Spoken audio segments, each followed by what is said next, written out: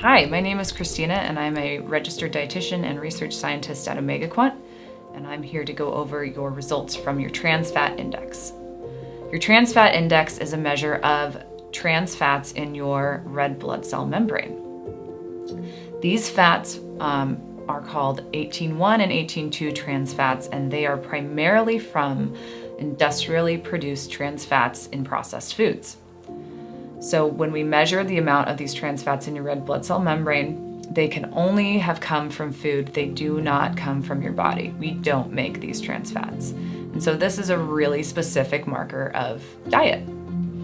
Trans fats have been found to be very detrimental for heart health. It's so much so that the UN has asked all countries to ban trans fats, essentially.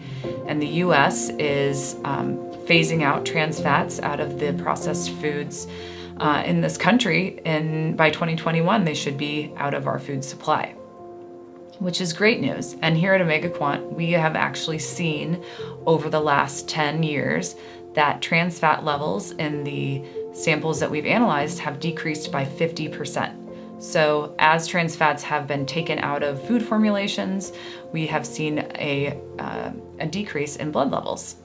Number one, if your trans fat level is less than 1%, then you shouldn't really need to worry about it. We've seen that if your level is less than 1%, however, that level is in the good zone, and you really don't need to try to get it down to zero. Trans fats don't only come from industrially produced sources. We also can get some of these trans fats through meat and dairy products. They're called ruminant trans. So animals that are ruminants can make these trans fats, and it can come out in foods like beef and dairy and goat's milk. So some amount of these trans fats can come from more natural sources, but it would be very difficult to have a high trans fat index over 1 just from the ruminant sources because the levels are really quite low.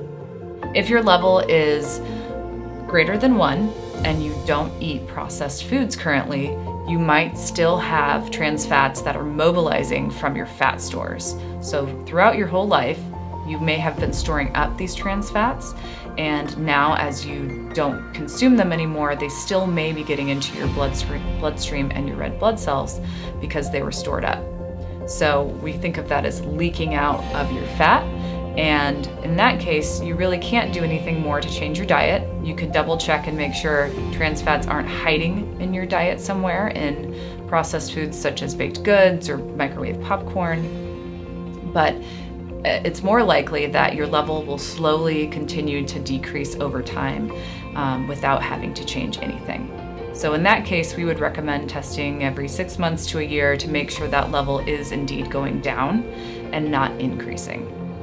Finally, if your level is above 1 and you do eat processed foods, we would encourage you to decrease the amount of processed foods you're eating and look at the label of the foods and make sure that it doesn't have partially hydrogenated oils. Those are the trans fats, and those are the fats that will raise your trans fat index level and have a detrimental effect on your heart health. So if you eliminate those foods from your diet, you should start to see your trans fat index levels decrease.